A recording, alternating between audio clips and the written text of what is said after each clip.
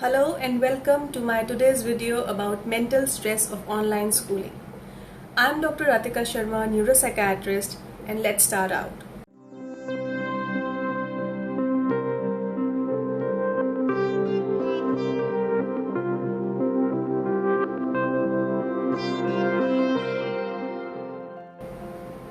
We've all heard of the old phrase, all work and no play makes Jack a dull boy.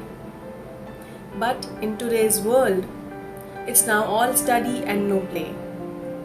Playtime has now become a distant memory, both online and offline, and the effects are apparent and showing.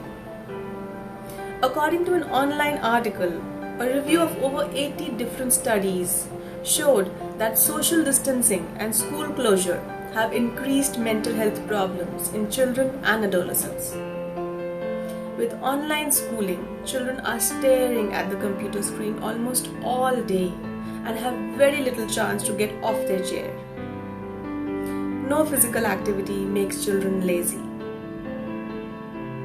Unfortunately, children can't bring playground home.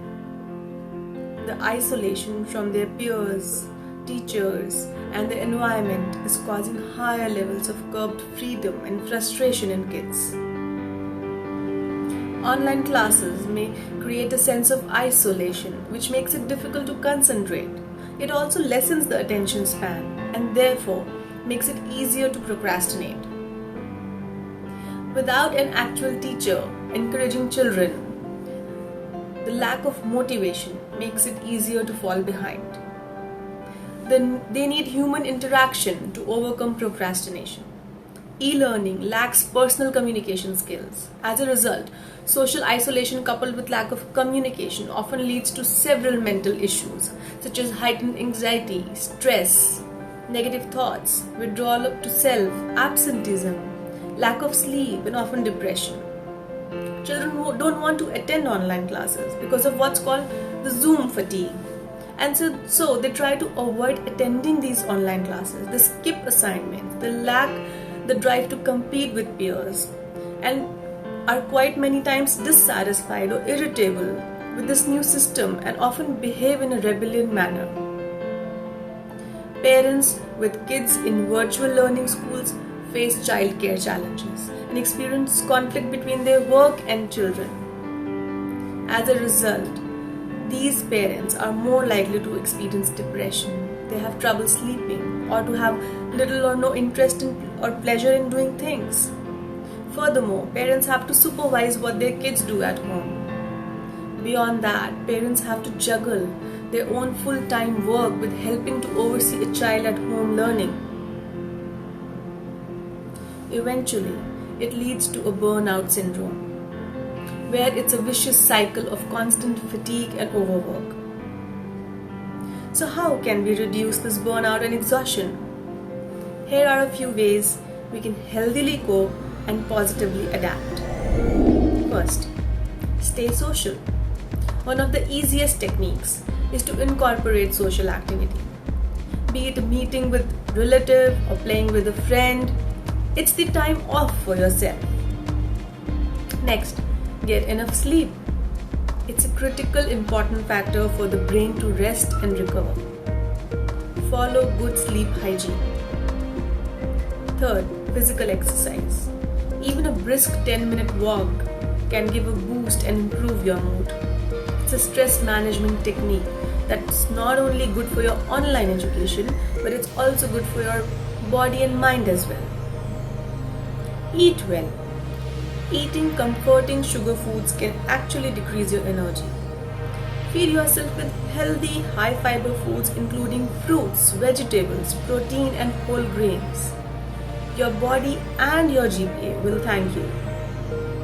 Next, activity scheduling. Between academics and everyday assignments, an important stress buster trick is to get organized. Plan your day or routine and stick to it.